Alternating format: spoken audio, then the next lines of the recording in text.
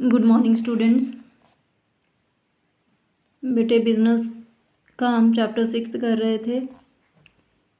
First 3 case studies हमने कर लिए थे। आज हम कर रहे हैं 4th case study.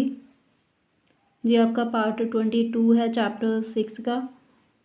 Business of Prince global reach limited is spread across many countries. जो बिजनेस है प्रिंस ग्लोबल रीच लिमिटेड का, वो बहुत सारी कंट्रीज़ में फैला हुआ है। Company received the following information about human resource from 2 of these countries. Company को जे इन्फॉर्मेशन मीन्स जे जानकारी मिली है ह्यूमन रिसोर्स के बारे में अपने 2 कंट्रीज़ से, मीन्स इन 2 कंट्रीज़ से।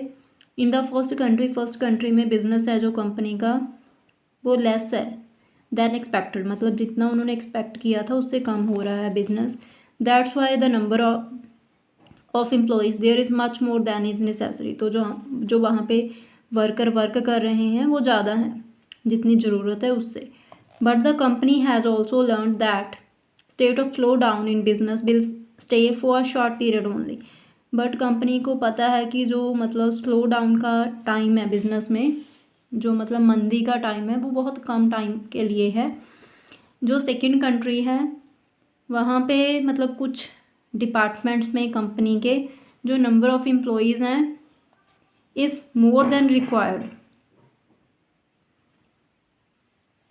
Where as in some other departments the same posts are laying vacant. कुछ डिपार्टमेंट्स में एम्प्लॉय ज़्यादा हैं और कुछ डिपार्टमेंट्स में पोस्टें खाली पड़ी हैं, मतलब डिपार्टमेंट में वर्कर्स कम हैं।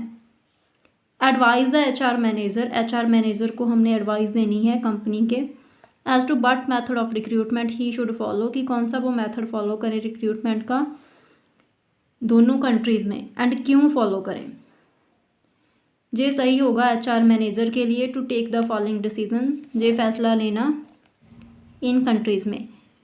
Decision for the first country, here lay off method of recruitment will be appropriate. जहाँ पे जो ले ऑफ मैथड है रिक्रूटमेंट का वो सही होगा। ले ऑफ बेटे टेम्परेरीली सेपरेट कर दिया जाता है एम्प्लॉयज़ को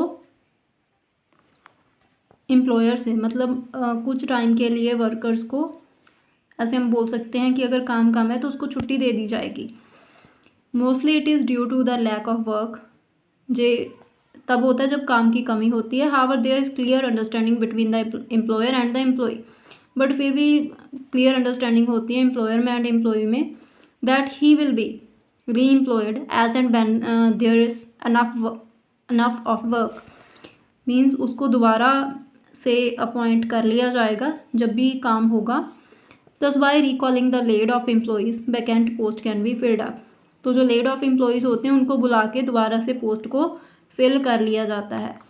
decision for the second country, transfer method of recruitment will B suitable. जहाँ पे ट्रांसफ़र मेथड है जो रिक्रूटमेंट का वो यूज़ किया जाएगा।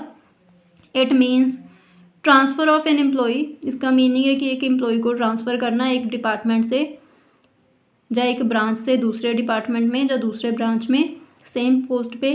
This method is usually followed when some employees are surplus. ये मेथड तब फॉलो किया जाता है जब कुछ एम्प्लॉयज़ सरप्लस में होते हैं किसी एक डिपार्टमेंट में और दूसरे डिपार्टमेंट में कम होते हैं एम्प्लॉयज़।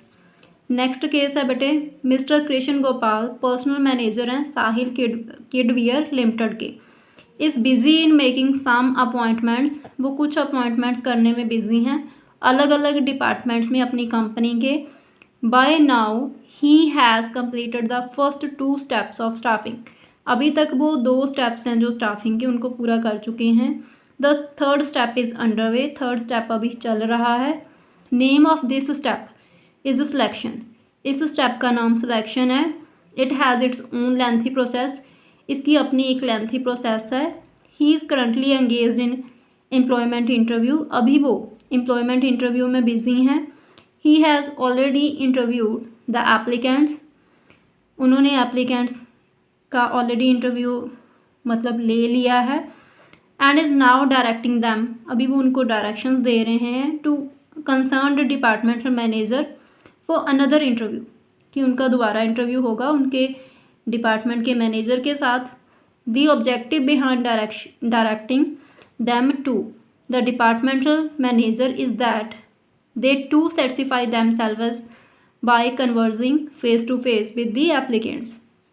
जो जहाँ पे ऑब्जेक्टिव है डिपार्टमेंटल मैनेजर्स के साथ, मतलब इंटरव्यू का, वो ये है कि जो डिपार्टमेंटल मैनेजर हैं वो भी अपने आप को सेटिस्फाई कर लें फेस टू फेस बात करके एप्लीकेंट से। Identify the first 2 steps of staffing process that have been completed. 2 steps हमने बताने हैं जो कंप्लीट हो चुके हैं। वो है estimating the manpower requirement and next है recruitment. Third step of selection is under completion. जो थर्ड स्टेप है सिलेक्शन वो अभी मतलब कंप्लीट होगा। Name the existing and next 2 steps. हमने एग्जिस्टिंग एंड नेक्स्ट वाले 2 स्टेप्स के नाम बताने हैं। एग्जिस्टिंग स्टेप एम्प्लॉयमेंट इंटरव्यू है। नेक्स्ट 2 स्टेप्स हैं रेफरेंस एंड बैकग्राउंड चेक, मतलब जो फ्रेंड्स होते हैं कैंडिडेट के जिनकी रेफरेंस उसने फॉर्म में फिल की होती है उनसे इंक्वायरी की जाती है और कैंडिडेट के बैकग्राउंड उसके करैक्टर को चेक किया जाता है और उसके बाद सिलेक्शन डिसीजन लिया जाता है। बेटे 5th केस स्टडी आप खुद से ट्राई करोगे। अगर कोई प्रॉब्लम आती है तो आप लाइव क्लास से मेरे साथ डिस्कस कर सकते हो। Thank you students.